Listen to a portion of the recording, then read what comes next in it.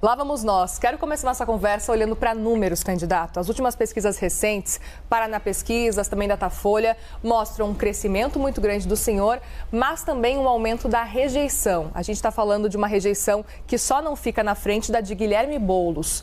Essa rejeição nesse nível, esse aumento da rejeição também, preocupa a campanha? Não preocupa, porque a pessoa mais rejeitada em toda a história de pesquisa eleitoral chama-se Luiz Inácio Lula da Silva. Ele é o atual presidente da República. Corte rápido. Então o senhor não comemorou o seu crescimento nas pesquisas? Tanto faz. Corte rápido.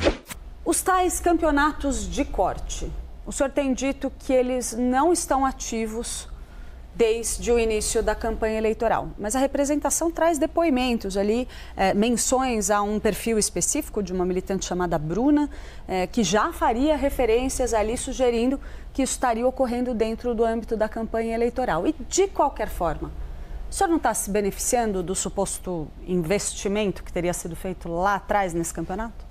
Agora, os cortes, as pessoas vivem disso. A pessoa que você mencionou, ela é uma jovem das várias pessoas que aprenderam a fazer isso, que ganham 100 mil por mês, 200, 300, 400, 500 mil reais. E não é eu que pago. A plataforma TikTok paga por visualização, o YouTube paga por visualização. E essa pessoa, ela tem um curso que ela vende dela. Esse povo tinha que me pagar para usar a minha imagem, você não está entendendo. Corte rápido. Candidato, o seu partido, o PRTB, apesar de ser um partido pequeno e não ter representação na Câmara, tem em torno de 3 milhões de reais de fundo partidário, fundo eleitoral. E tem algumas candidaturas espalhadas pelo Brasil, segundo o Leonardo Avalanche. Mas a expectativa do partido, pelo que me disseram na própria sigla, é que parte desse dinheiro do fundo fosse utilizada na sua campanha. Zero, já está proibido. Proibido, não vai pôr nada na minha campanha. Corte rápido. Existem quadros do seu partido que são investigados pela polícia por envolvimento com o primeiro comando da capital.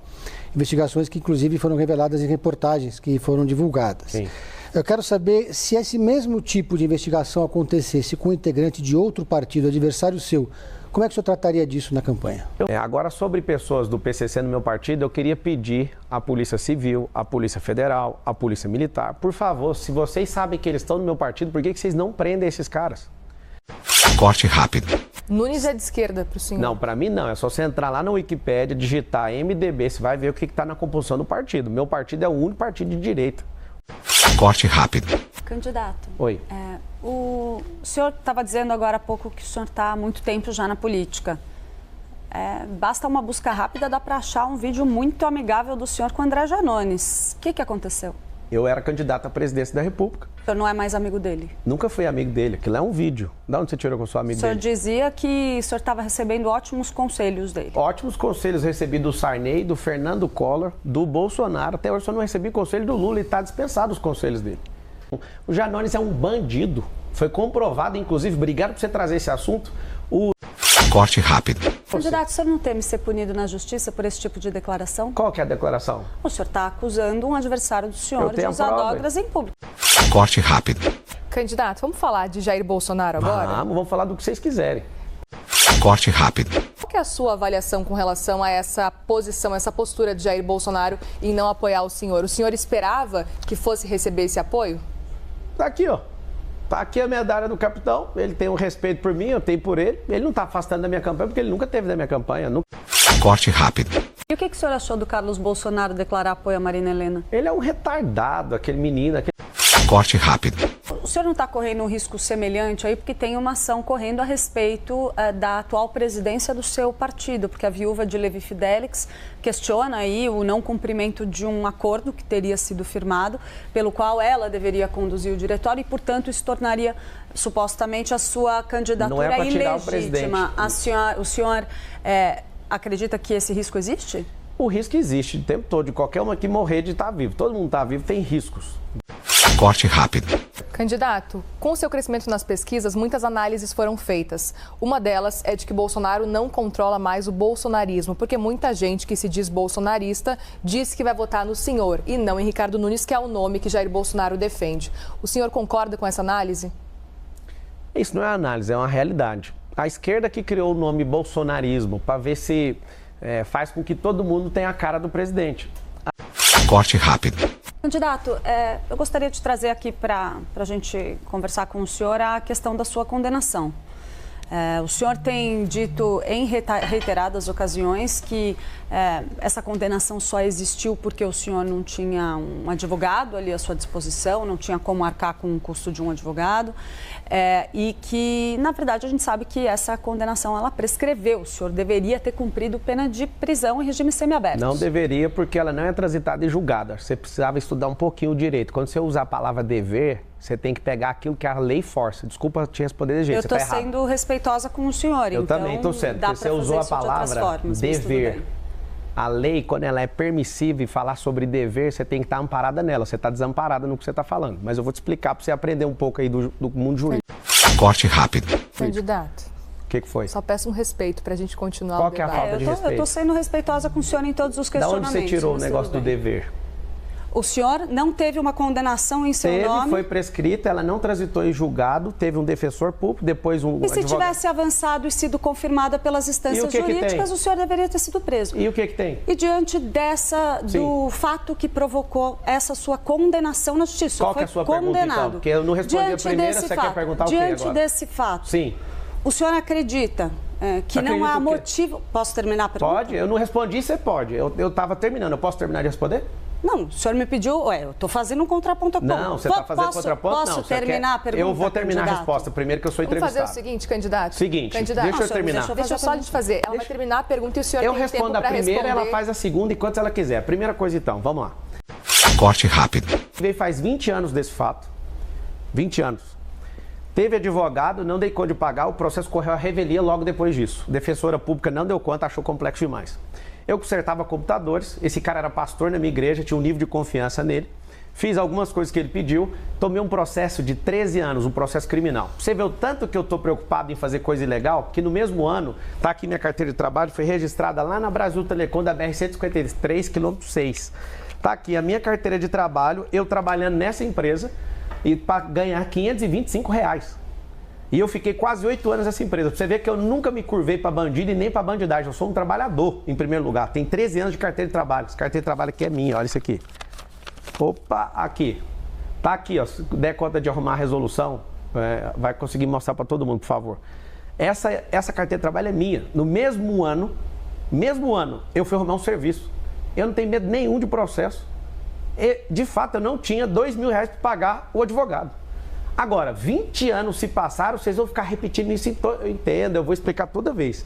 Só que é o seguinte, eu não deveria isso, o processo não foi transitado em julgado, eu simplesmente larguei isso e acreditei que isso ia ter uma solução.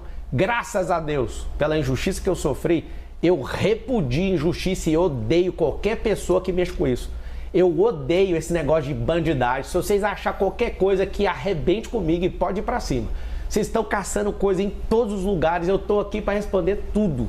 Agora, falar uma coisa que é dever, desculpa, tá? A gente pode recompor aqui, mas quando você falou você deveria, você foi um pouco longe da lógica. Se a decisão judicial tivesse seguido adiante, tivesse sido confirmada pela justiça, sim, poderia ter ocorrido do senhor ter que...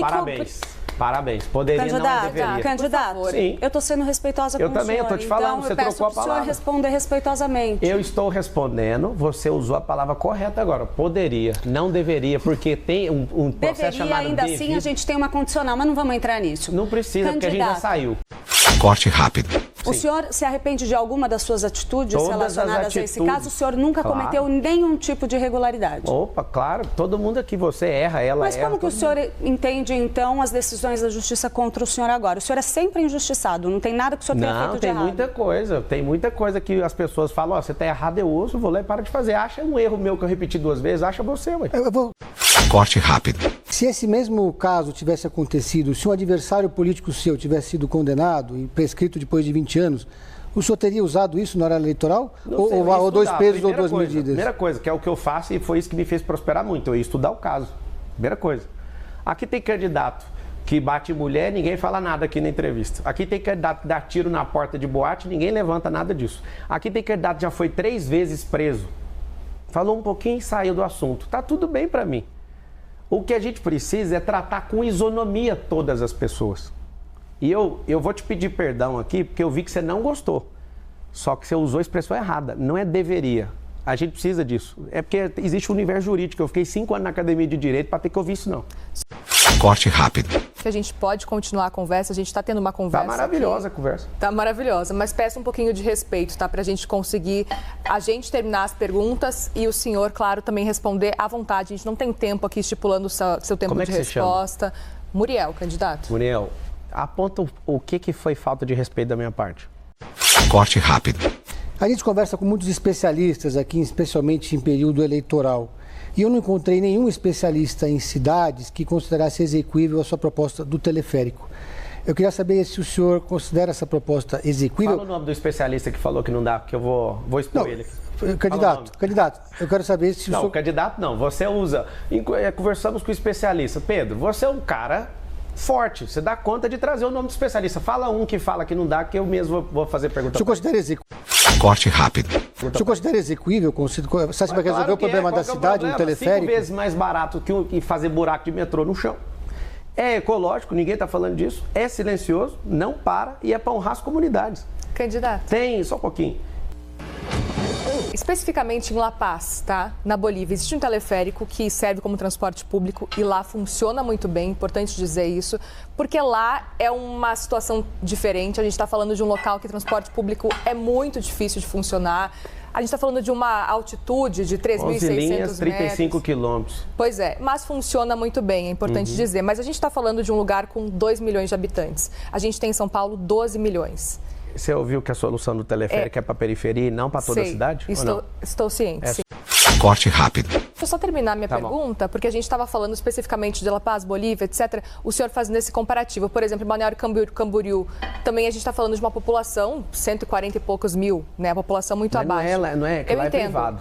Lá é num lugar privado. Eu entendo. Eu estive lá com o dono do teleférico. Ao mesmo tempo, a gente precisa falar também que o relevo da cidade, por exemplo, La Paz e São Paulo, é muito diferente. A gente sabe que certamente essa situação, esse cenário de teleférico numa cidade menor, talvez funcionasse muito bem aqui no Brasil.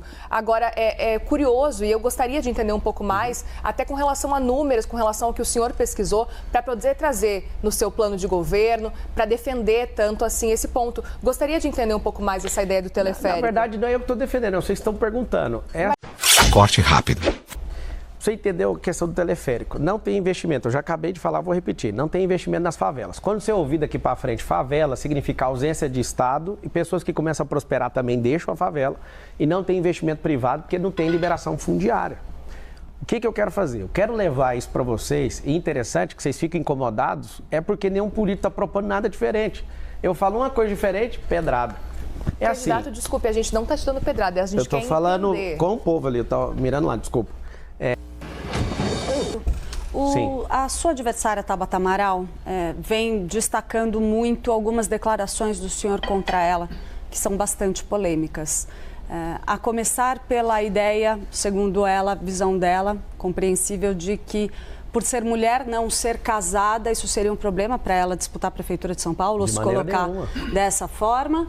E a outra a respeito da morte do pai dela, em que o senhor, de fato, insinuou ali que o fato de ela estar fora do Brasil estudando em Harvard, o que ela diz que não foi no mesmo período, ou seja, uma informação falsa, que isso seria um dos motivos pelos quais o pai dela se matou. O senhor acha correta essa afirmação? Não sei, não. Não, sua declaração era bem clara, candidato. A pessoa às vezes não consegue resolver os problemas dentro de casa, vai resolver de 80 mil pessoas que estão na rua. Por quê? O senhor ainda insiste que a morte do pai dela é culpa dela? Eu sei que está falando isso. Corte rápido. Em 2022, o senhor não se incomodou de ser candidato ao lado de esquerdistas no PROS? Nenhum, não fiquei do lado de ninguém, eu era presidente da República, a candidata a presidente da República, isso não me incomodou nem um pouco, eu não vi ninguém. Não apoiei nenhum esquerdista, zero. E nem vou apoiar. Corte rápido. O senhor quer ser candidato a presidente em 2026? Não, eu vou ser prefeito. Eu não vou negar nunca que eu serei presidente do Brasil. Eu não sou... Questão de tempo? Na hora que meu cabelo estiver branco, tiver apanhado bastante, tiver vindo aqui umas 10 vezes, eu acho que precisa de ter esse track aí, né? Esse track record, eu preciso de ganhar experiência, mostrar a política, mostrar o que é o governalismo, que é uma coisa que tem no meu coração. Eu, apesar de ser alguém muito abastado, eu não sou capitalista, eu odeio socialismo, porque isso não funciona, é mentira. Eu vim de escola pública, me ensinaram que empresário é só explorador, e isso é mentira. Tem muito empresário que está multiplicando talento igual eu. fazendo pessoas prosperarem só um pouquinho. Já que o senhor não vai ser candidato a presidente em 2026, o senhor se compromete a apoiar o candidato escolhido pelo Jair Bolsonaro ou ele próprio se reverter a elegibilidade? Bolsonaro tem 100% do meu apoio, 100%.